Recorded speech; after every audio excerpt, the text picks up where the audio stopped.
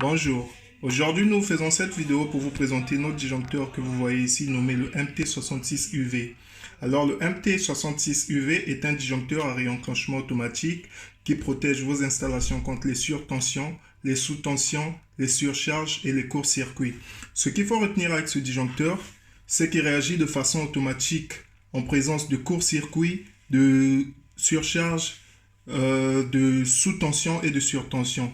Et aussi, un détail très important, vous allez voir, ce disjoncteur fonctionne sous une gamme de tension comprise entre 290 volts et 170 volts, avec une marge de plus ou moins 10%. Cela veut dire lorsque, au niveau des bandes d'entrée, la tension n'est pas comprise entre 290 et 170, le disjoncteur va isoler le circuit automatiquement. Lorsque la tension est supérieure à 290, le disjoncteur isole le circuit automatiquement. Lorsque la tension au niveau des bandes d'entrée est inférieure à 170, le disjoncteur isole le circuit directement. Et cela se fait avec un temps de réaction compris entre 5 et 10 secondes. Mais ce qu'il faut retenir ici, c'est que le temps de réaction est fonction de la valeur de la tension. Plus la tension est élevée, le disjoncteur réagit très rapidement et même en dessous des 5 secondes. Plus la tension au niveau des bandes d'entrée est très inférieure, le disjoncteur réagit également très rapidement avec un temps de réaction inférieur à 5 secondes. Donc, le temps de réaction varie en fonction de la tension au niveau des bandes d'entrée. Ici aussi, un autre détail qu'on va vous donner. Ici, il y a un voyant et ce voyant, cette lampe, est une lampe qui, lorsqu'il est rouge, cela veut dire tout est normal, votre installation électrique est normale.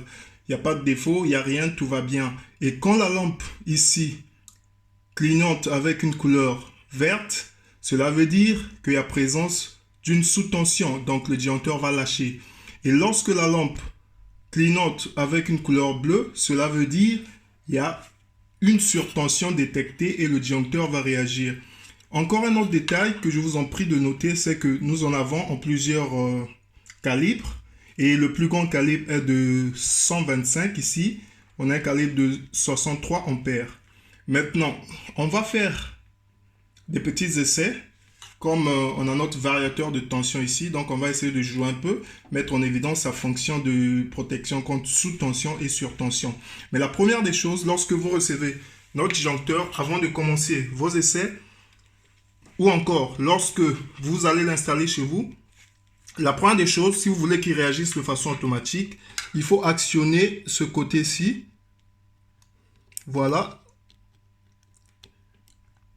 Vous le mettez en position auto. Ce que j'ai fait, une fois que vous l'avez mis en position auto, vous pouvez mettre votre disjoncteur en position on. Et de là, vous pouvez maintenant commencer. Par exemple, ici, on a une tension de 244 volts. Je vous ai dit que les tensions acceptées par le disjoncteur varient entre 160 et 290. 244 volts est une tension comprise dans cet intervalle. Donc, le disjoncteur ne réagit pas, il n'y a aucun problème, c'est normal.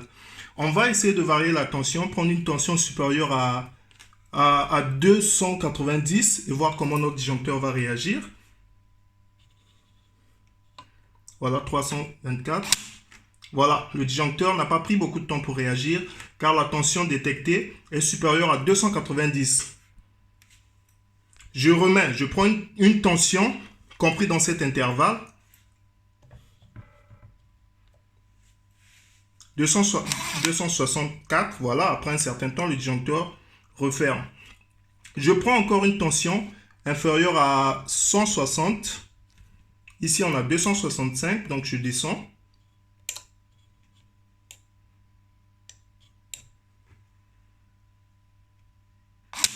Voilà, mon disjoncteur a lâché car la tension est inférieure à 165. Et aussi, je vais remettre la tension dans l'intervalle normal, oui. Je prends 248, voilà, mon disjoncteur réagit encore automatiquement. Et une autre fonction très importante, ici par exemple, vous voyez, lorsque votre installation est sous tension, en cas de coupure d'électricité par exemple, le disjoncteur va isoler le circuit automatiquement aussi. Voyons voir. Après un certain temps, vous verrez le disjoncteur va réagir. Voilà. Le disjoncteur vient de réagir car il y a coupure d'électricité par exemple. Et après remise, 248 volts. Après un certain temps, le disjoncteur attend la stabilité. Après un certain temps, une fois qu'il a constaté que la tension est stable, automatiquement, ça referme. Merci. Venez avec vos questions. Les prix sont abordables. On va en discuter. Merci bien. À bientôt. Au revoir.